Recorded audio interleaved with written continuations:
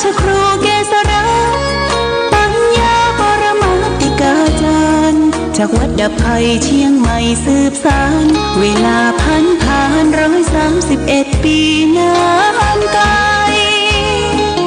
วัดพระบาทอุดมรุ่งเรืองงามตาเจ้านายบุญธาวงศาข้าหลวงพวงเชียงใหม่ปกครองหัวเมืองฟ้าทุ่มเทแรงกายแรงใจทุกชาติพันธุ์รวมใจรักษามัคคี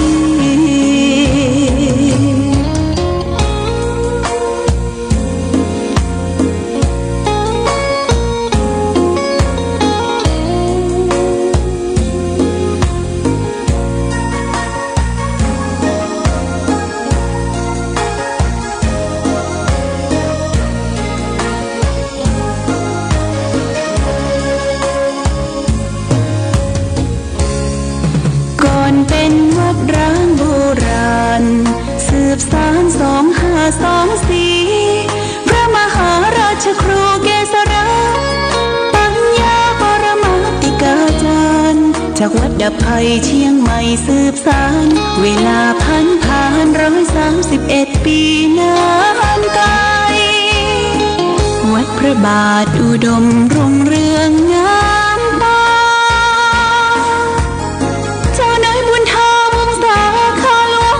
เชียงใหม่ปกครองหัวเมืองฟ้าทุ่มเทแรงกายแรงใจทุกชาติพันธุ์รวมใจรักษามัคคี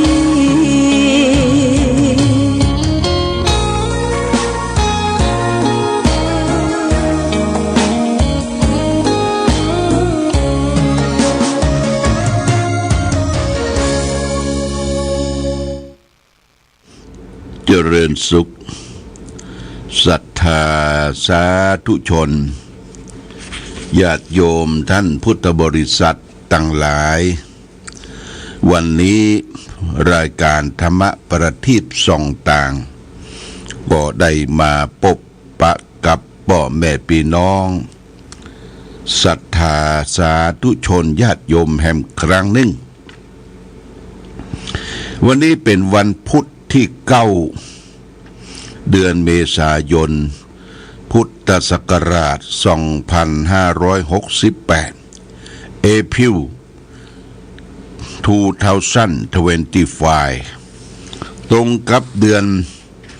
5ใต้เดือน7เหนือขึ้น12ค่ำปีมะเสงวันนี้ก็อากาศของท้องถิ่นก็แจ่มใสดีก็ฝนนั้นก็ทำท่าจะตกบ่ตกแลญาติโยมก็มืดครึ้มๆอยู่เฮาก็ต้องระมัดระวังเรื่องฟ้าเรื่องฝนเรื่องลมแรงวันนี้เป็นวันพุธวันที่9สงกรานต์ปีใหม่ของเฮาก็ใกล้เข้ามาเด้อ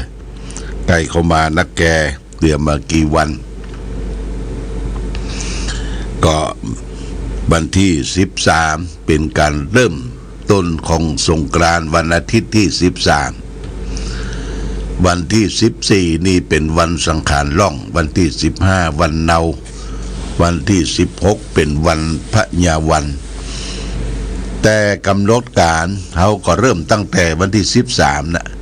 13 14เขาก็แต่งดาวันที่15ก็ขึ้นวัดนะ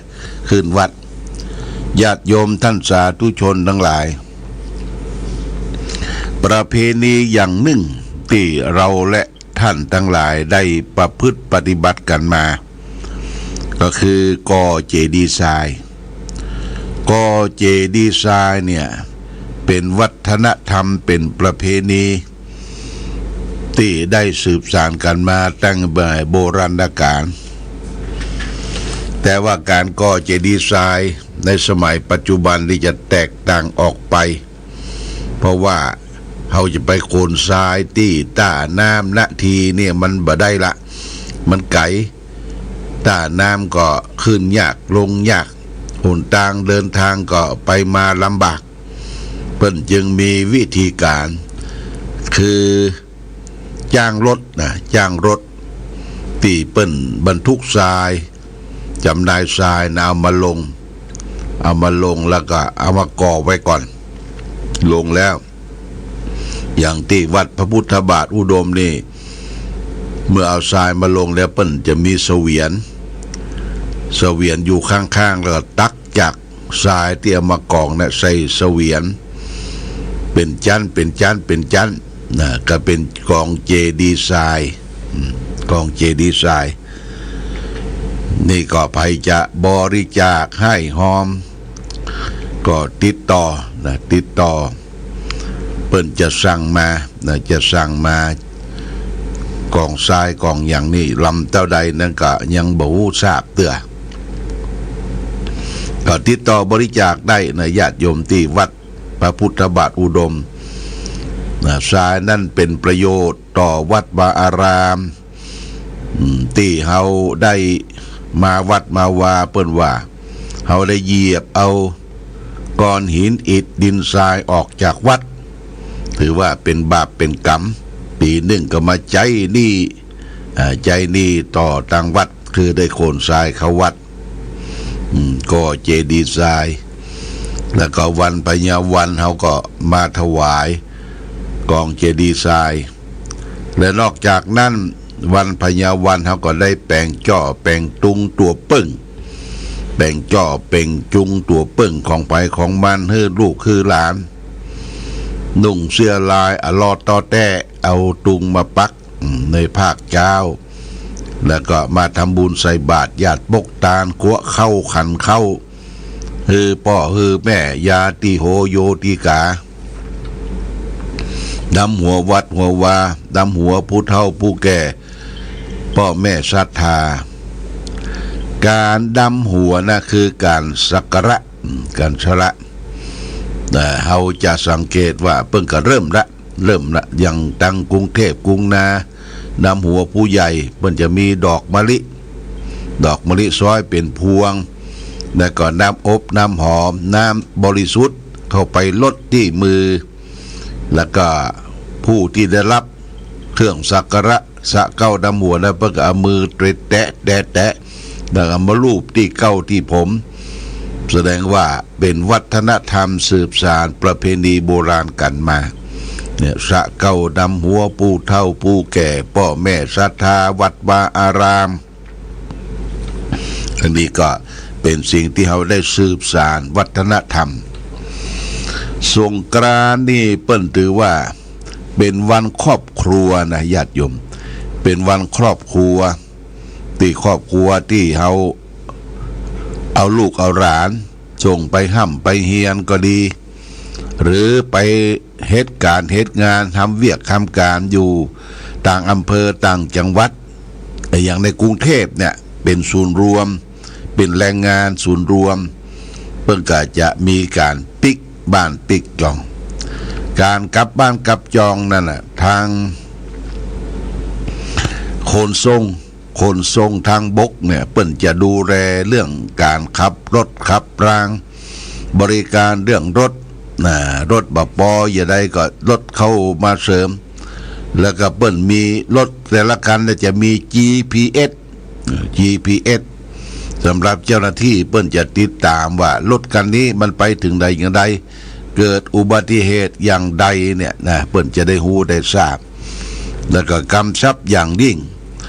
อย่างสายกรุงเทพเชียงใหม่เนี่ยจะขับมือเดียวบ่ได้ญาติโยมต้องมีการเปลี่ยนอย่างตรงกลางเส้นทางนี่ก็ที่นครสวรรค์ครับกรุงเทพมาถึงนครสวรรค์ก็เปลี่ยนคนขับรถต่อจากนั้นมาถึงเชียงใหม่มาถึงฝางจากตังเพตังเหลือขึ้นไปก็ไปต่อที่นครสวรรค์จะขับมือเดียวบ่ได้นะเอาจะไปว่าเก่งกาจสามารถขับมือเดียวตลอดเส้นทาง700กว่ากิโลนี่บ่ได้บ่ใจนะญาติโยมเพราะว่ามันล้าคนขับรถเนี่ยตีนมือประสาททุกส่วนเนี่ยมันจะต้องสัมพันธ์กันตีนย่ำคันเร่งย่ำเบรกมือกำพวงมาลัย ตาจะต้องไวฉับพลันถ้าขับไปเนี่ยมันล้านี่มันอ่อนเปียแรงมันจังฟุบนะฟุบนี่ก็ทำให้รถเสียหลักแฉลบไปพุ่งไปจนไปตกข้างทางญาติโยมเฮาจะหันว่าในอุบัติเหตุอุบัติภัยเกิดขึ้นในช่วงสงกรานต์นี่นะโอ้คนจะตายกันนักเจ็บทุพพลภาพเสียแข้งเสียขาอันนี้เราต้องระมัดระวังฟังเสียงประกาศของครั้งราชการเปิ้นจะเฝ้าดูตั้งเต็นท์บริการอย่างหน่วยงานส่วนท้องถิ่นอปตโดยงานท้องถิ่นของเทศบาลนี่เปิ้นจะตั้งเต็นท์ให้เจ้าหน้าที่บริการว่าคนที่เมาเหล้าเมายาขับรถฟ้าฟังเนี่ยเปิ้นให้หยุดแล้วก็อย่างส่วนกลางที่เต็นท์โยนส่วนกลางอย่างนครสวรรค์เนี่ยพอไปถึงจุดนั้นปุ๊บเนี่ยเปิ้นจะให้หยุดพักแล้วก็มีหมอนวดตัวญาติโยมหมอนวดมานวดต้นคอนวดแขนนวดหยังแล้วมีกาแฟให้ดื่มมีเครื่องดื่มให้เสริมแล้วก็อูจาพอได้ที่ได้ทางก็เดินทางต่อไปเพื่อไม่ให้เกิดอุบัติเหตุอันนี้เรื่องของสงกรานต์ทุกปีจะมีคนเสียชีวิตเพราะขับรถฟ้าฟั่งขาดความยับยั้งชั่งใจกินสุราลงไปบ่ฮู้จักเหลือจักใต้ ญาติโยมนะอันนี้ต้องระมัดระวังอย่าได้ไปตั้งอยู่ด้วยความประมาทเป็นทางแห่งความหายนะความเสียหายความตายอันนี้เป็นเรื่องสำคัญแล้วก็เปิ้นฮื้อเฮาในช่วงปีใหม่เนี่ยเปิ้นเฮาทำใจดีล่ะทำใจเบิกบานแจ่มใสอย่าไปแจ้งชักหักกระดูกกันโดยเฉพาะวันเน่าล่ะ เปิ้นฮื้ออู้กรรมดีๆต่อกัน ขอโทษปูกรรมดีๆต่อกันจะไปแจ้งกันจะไปนินทาว่าร้ายซึ่งกันและกันแต่งใจดีขึ้นปีใหม่สงกรานต์สะดาวกะเจ้าดำหัวผู้เฒ่ากูแก่สละสะหลวงวัดวาอารามส่งน้ำพระพุทธรูปที่บนวัดพระพุทธบาทอุดมที่สำนักปฏิบัติธรรมที่ก็จะตั้งพระประจำวันไว้คือท่านได้มาส่งน้ำพระประจำวันหรือจะมาส่งน้ำรอบพระเจดีย์พระธาตุก็ได้มีพระประจำวันเอาน้ำสมินสมปล่อยมาสละสะสงเพื่อปลดปล่อยเคาะนำตามใต้อย่างต่างๆที่มันมีอยู่กับตนกับตัวของมันหายไปหมดไปในปีใหม่อย่างนี้เป็นต้น และนอกจากนั้นก็คือปล่อยนกปล่อยปลาปล่อยหอยเฮาปล่อยอันใดปีใหม่นี่เปิ้นไปห้ามกินนะญาติโยมตลอดทั้งปีนี่ห้ามกินสมมติว่าเฮาปล่อยปลาดุกนี่นะปล่อยปลาดุกนี่ปีนี้บ่ได้กินปลาดุกนะมันปล่อยไปแล้วเฮาไปปล่อยปลาเยี่ยนปลาไหลปีนี้เพิ่นก็ห้ามกินปลาเยี่ยนปลาไหลไปปล่อยปลาอันใดก็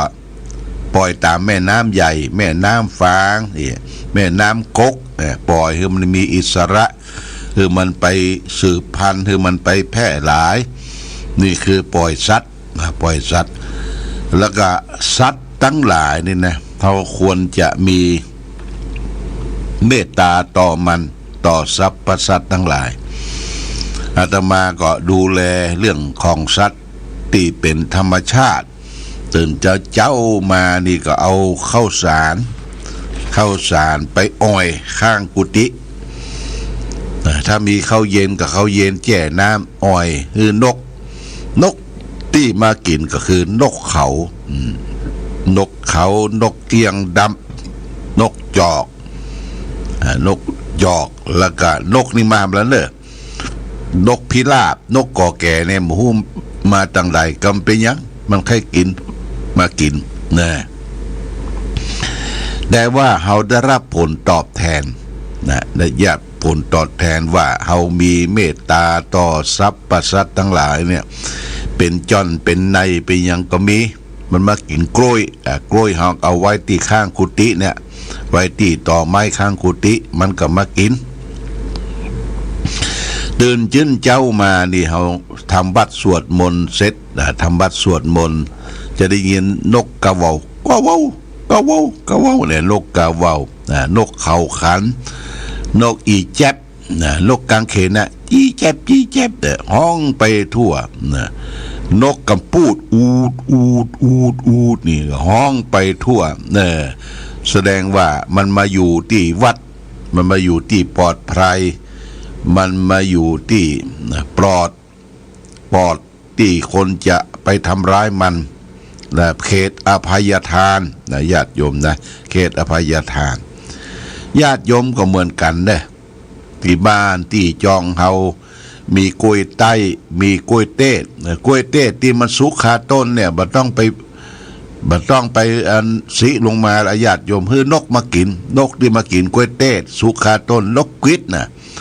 นกหัวจอกนกปิจลิวน่ะมันมากินมากินมาหมู่มันมาแล้วก็เฮาก็มีกล้วยมีอย่างไปฮื้อตามหัวตามหาวฮื้อแก่สัตว์สรรพสัตว์ทั้งหลายมันบ่ไปเสาะหากินที่อื่นที่ไกลว่ามีคนที่บ้านเปิ้นมีใจบุญใจกุศลคือตามแก่สรรพสัตว์ทั้งหลายแต่ก่อนนี่เฮายังคึกขนองเป็นเด็กเป็นเยาวชนแต่ก่อนเอาหนังสติ๊กญาติโยมเอาหนังสติ๊กไปยิงนกกวิดไปยิงนกอย่างสัปปะบ่มีเหตุผลนกอีปูก็ไปยิงเปิ้นว่าตัวน้อยแต่หัวแม่มือน่ะไปยิงไปโชว์ความแม่นหนังสติ๊กเนี่ยญาติโยมเฮามาแก่ตัวมาแล้วเฮาคิดได้ว่าโอ้ชีวิตของสรรพสัตว์ทั้งหลายเนี่ยมันมีค่ามันมีราคามันมาฮ้องเพลงคือเขาได้ฟังได้ยินตอนเช้าตอนค่ำอย่างนกเขาเนี่ยคันเศร้าญาติโยมนกเขาในคันเศร้าก่อนเขาไปทำลายชีวิตมันเอาปืนบัดแทบไปยิงมันเอาหนังสติ๊กไปยิงมันทำลายสัตว์ที่ตกล่วงลงไปซึ่งบ่ฮู้แต่ก่อนนี้บ่ฮู้เพราะความเขลาความโง่ปีทำลายสัตว์ที่เป็นธรรมชาติเดี๋ยวนี้ก็ปลงเนาะเฮาปลงวางลงปล่อยวางคือสรรพสัตว์ทั้งหลายมีอิสระคือมันตายเป็นธรรมชาติจะไปตายด้วยการถูกฆ่าถูกจองจำแต่ญาติโยมก็เหมือนกันเด้อที่เฮาขังไว้นะขังนกเอี้ยงคำก็ดีขังอย่างนกเขาก็ดีมันตอกยอกอยู่ที่บ้านที่จองมันตอกยอกมันไข้ออกนะมันไข้ออกลองปล่อยเหรอญาติโยมเปิ้นบอกว่านกที่มันมีความสุขนั้นถึงแม้ว่าจะห้ามฝนอยู่ป่าไม้ห้ามฝนอยู่ป่าไม้ยังได้ความสุขกว่าอยู่ในกรงทองนกห้ามฝนป่าไม้มีความสุขใจอยู่ในกรงทองมันอยู่ในกรงทองจริงญาติโยมแต่มันบ่มีความสุขกินก็กินของเก่าน้ำก็น้ำอันเก่ารสชาติเปลี่ยนที่เป็นธรรมชาตินี่เมียถ้ามันได้บินออกไปมันไปเสาะไปหา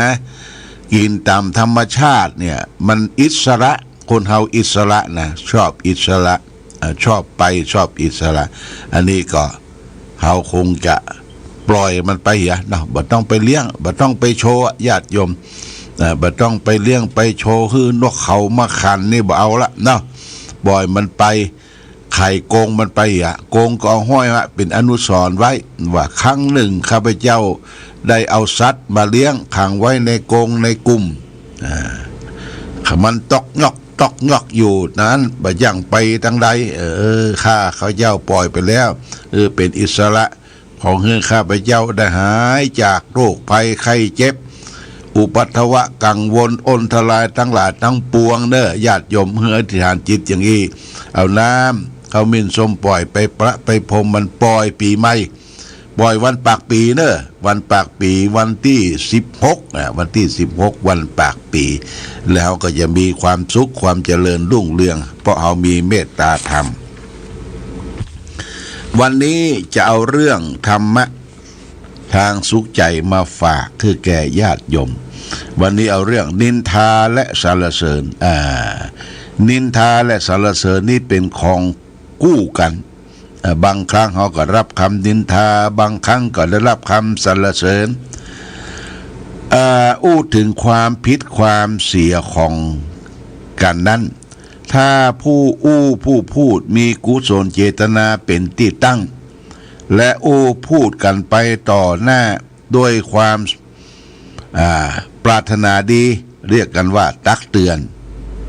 หรือสั่งสอนก็ควรได้ฟังคำพูดคำประเภทนี้ทางศาสนาก็แนะทางปฏิบัติไว้ว่าถือเสมอเขาบอกชี้ขุมทรัพย์ให้ควรที่จะนักในคำตักเตือนนั้นเป็นอย่างยิ่งถ้าถึงความผิดความเสียกันในทางที่ลับหลังเพื่อต้องการจะทำลายชื่อเสียงของเขาเป็นการติเพื่อจะเตือนต่ำเจตนาของผู้พูดส่วนร้ายเรียกว่านินทาญาติโยมนะอ่านถ้อยคำจำพวกนินทานั้นจะว่าไปก็มีอิทธิพลอยู่เป็นอันมากทำให้จิตใจหดหู่เหี่ยวแห้งชอบกลนตรงกันข้ามกับสรรเสริญทำให้เกิดความเพลิดเพลินเจริญใจทำให้เกิดอุตสาหะวิริยะและเกิดกำลังใจคำนินทาและสรรเสริญเคยมีมาแล้วตั้งแต่คนเราพูดเป็นภาษาคนมาถึงจนถึงปัจจุบันนี้เราก็ได้ฟังกันอยู่ทุกเมื่อเชื่อยามเป็นของเก่าแก่นมนานเหลือเกินบุคคลใดมีจิตใจอ่อนไหวง่ายได้ฟังคำนินทาแล้วก็เท้าอ่อนมืออ่อนบ่อยากจะทำอะไรอย่างเพราะกลัวคนอื่นเขาจะเก็บเอาไปนินทาบางคนแสดงกิริยาปึงปังเมื่อได้ฟังคำนินทาอ้างว่าจะเป็นไปจะขึ้นลงถึงศาลฟ้องร้องกันก็มีหมิ่นประมาทกันอย่างนี้เป็นต้นบางคนใจร้อนยิ่งกว่านั้น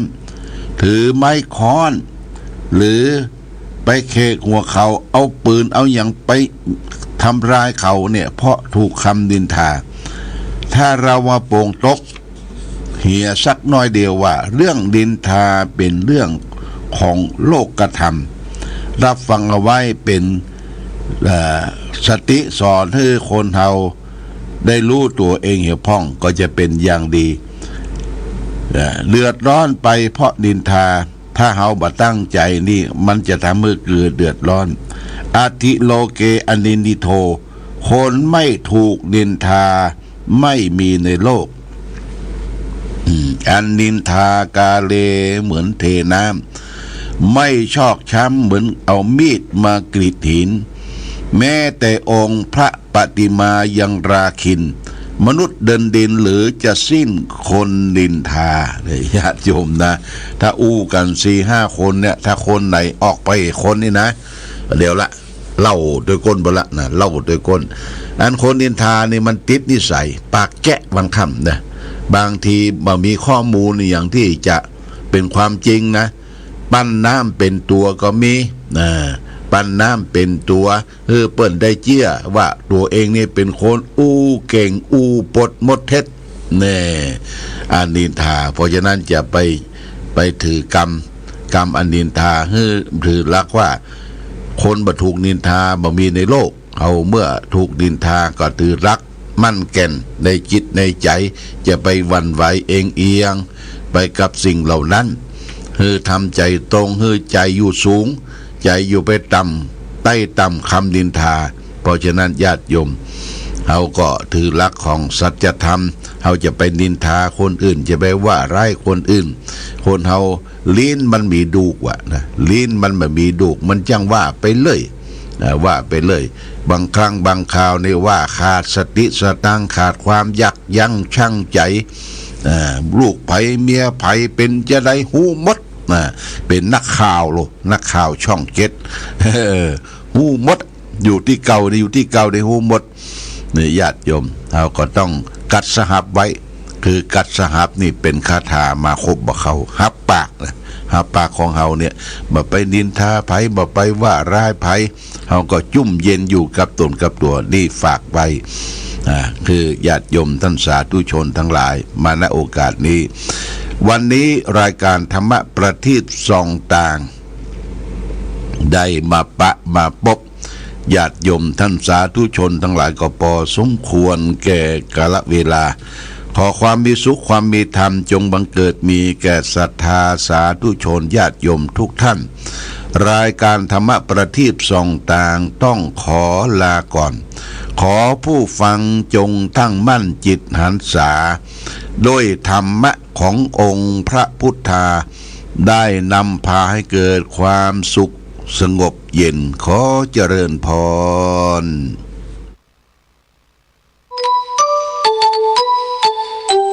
「